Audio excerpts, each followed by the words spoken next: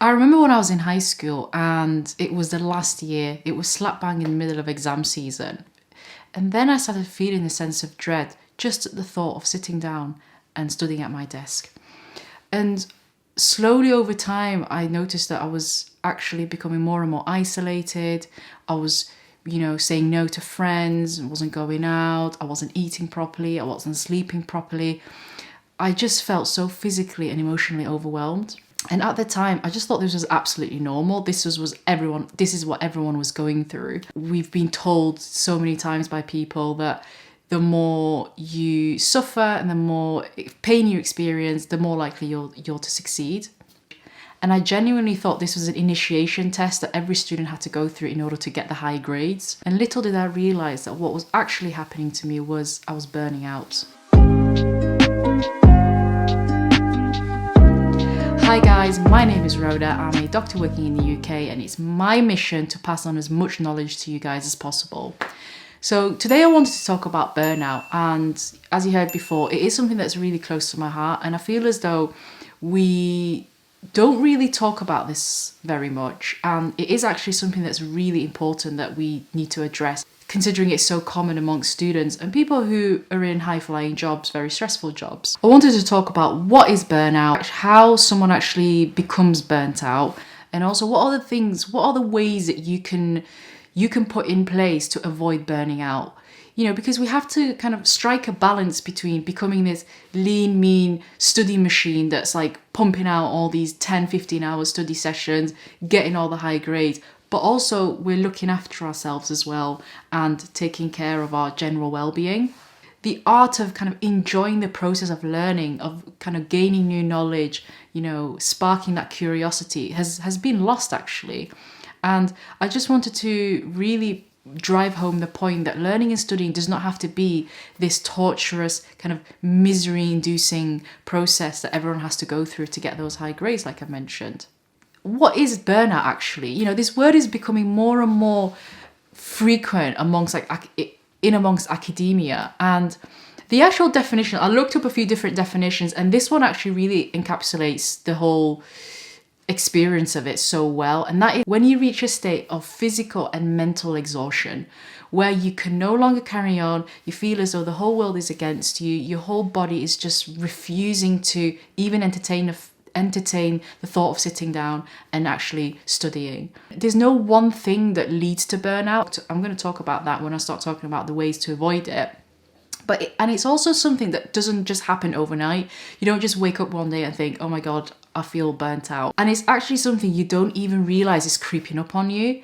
And that's the reason a lot of people don't actually recognize that they're experiencing burnout. What are the signs of burnout? I mean, there's 3 ways that we can actually categorize it, and that is through emotional, physical, and cognitive signs. So the physical signs are things like feeling really, really exhausted, really struggling with getting out of bed, just generally feeling quite lethargic. Maybe your sleep isn't very good, your appetite has gone down, you just generally don't feel good in yourself. And then there's the cognitive side of things, and this is the way in which your brain is working. So you feel you're unable to concentrate, you find it really difficult to retain information, so reading the same page over and over again and realizing actually you've not understood a single word of it. And then there's the emotional side of things, which is probably the most important one, because we know that burnout can actually lead to mental health problems, so anxiety and depression. And I've had patients of mine actually come in, students with mental health issues, especially depression. And when I asked them a few more questions, you actually find out that burnout was the kind of preceding problem that led to the depression, especially when the burnout wasn't, addressed.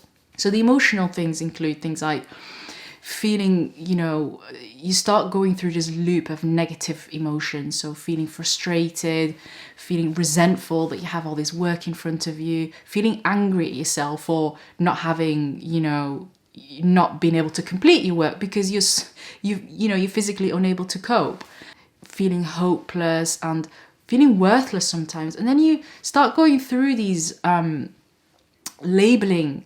You start labeling yourself as, I'm a failure, I don't know, I can't do this. And that really feeds into it as well. So we've talked about what it is and what are the signs, but how do we actually, what are the actual things that lead to burnout? And there's no one thing that causes it. There are a multitude of factors that actually play into it. So things like having really unrealistic work schedules, not sleeping enough, neglecting your general self-care. These are just to name a few. I wanted to go through a few practical ways that we can actually avoid it. And there's a few ones that I've identified that I realize are really, really crucial in order to promote good working, good studying habits.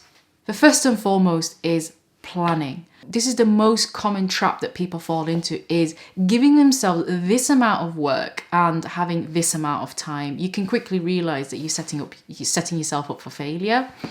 So planning is absolutely crucial, absolutely key. What I mean by planning is, how far in advance do you need to start studying? So is it a month away? Is it 2 months away? The reason for that is you can set yourself a comfortable pace. We have to remember that this is not a sprint. This is a really gentle stroll through the countryside, as opposed to just running really fast and you're sweating and your muscles are aching and everything's on fire. So it's all about pacing. The more slow you pace, the more comfortable you'll feel. And planning also involves timetabling and scheduling your kind of daily study to-do list. So giving yourself short and achievable tasks for that day really go a long way. We often think that if we write down, we're gonna cover 200 pages of biology today, or I'm gonna cover 36 topics in chemistry today, you know deep down that you're not able to get through that. And when you don't get through it, surprise, surprise, you don't feel good about yourself and you think you've not done as well as you should have. Make it bite-sized and also make it as specific as possible. The next one is taking breaks. This one is actually probably the most neglected thing that we do when we're studying, and I'm guilty of that as well. I feel as though I have to pump out 4 hours of studying without taking a break, and actually there's an actual power in taking breaks. We underestimate the power of taking breaks. You can imagine, when you're going for a run or you're at the gym, giving yourself a few minutes rest time is so much better than you trying to carry on onto the treadmill for like another half an hour. Your muscles will be telling you no. So taking breaks is really, really crucial. And actually a lot of studies have been done on people taking breaks, and found that those ones who took breaks were much more efficient and much more effective at sustaining concentration levels, retaining more information, because we have to remember our brain needs downtime as well. It's you have to treat it as a muscle and give it time to rest and reset. And when you go back to your studies, again, there's this theory of something called goal reactivation, which is where when you come back to studying and you've come back from your break, the first few seconds your brain actually tries to kind of organize its thoughts again and reminds itself, what is the goal that I want to go through today? And that actually increases your motivation level. So taking breaks, guys, is really important. The next one is self-care.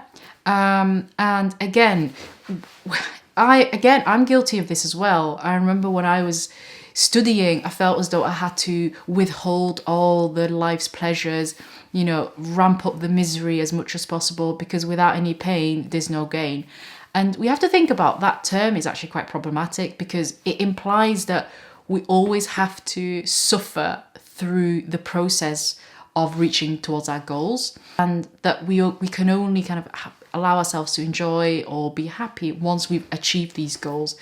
And we have to remember that treating the process of getting there and also making that as enjoyable as possible really helps you, first of all, get to your goals faster and get to your goals more effective, and also avoids you burning out in the process of it.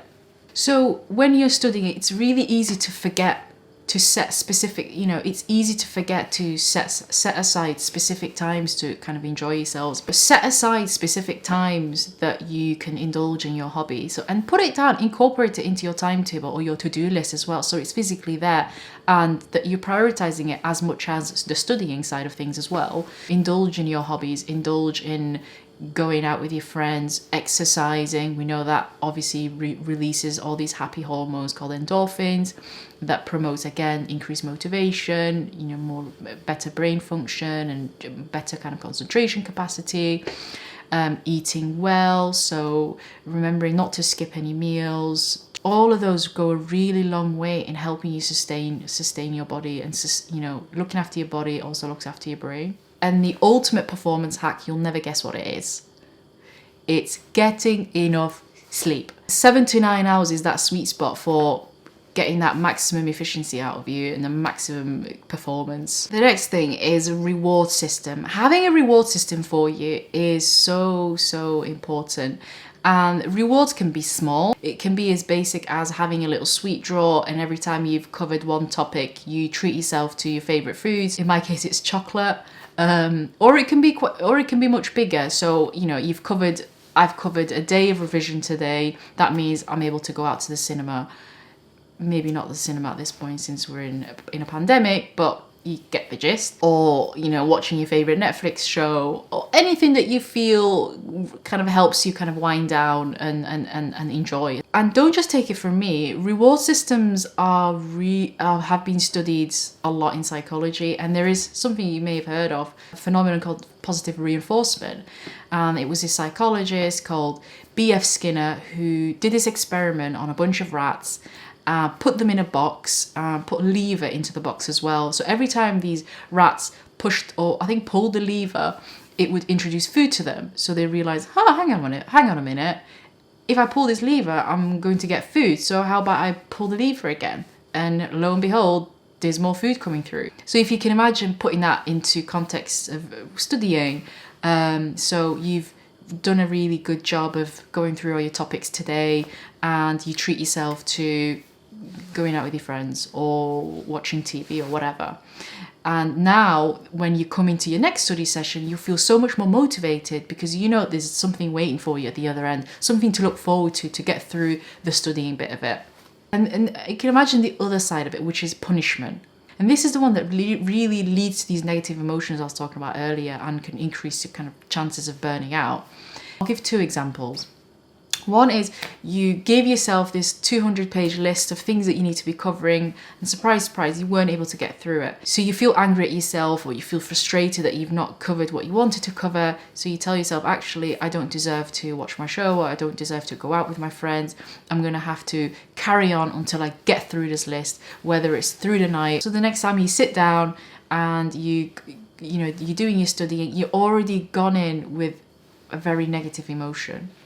The second example is, for whatever reason, didn't sit down for that day and study. So now you tell yourself, right, to punish myself, tomorrow, instead of doing 2 hours, I'm going to have to do 10 hours. So when you do sit down for that revision session, you're really going in with very negative emotions.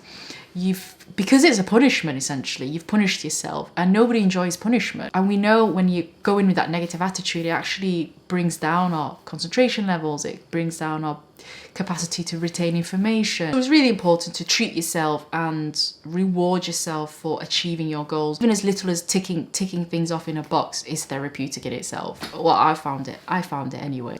Last but not least is having a positive attitude. So this is easy said than done, and you'll probably hear people saying, try and remain positive.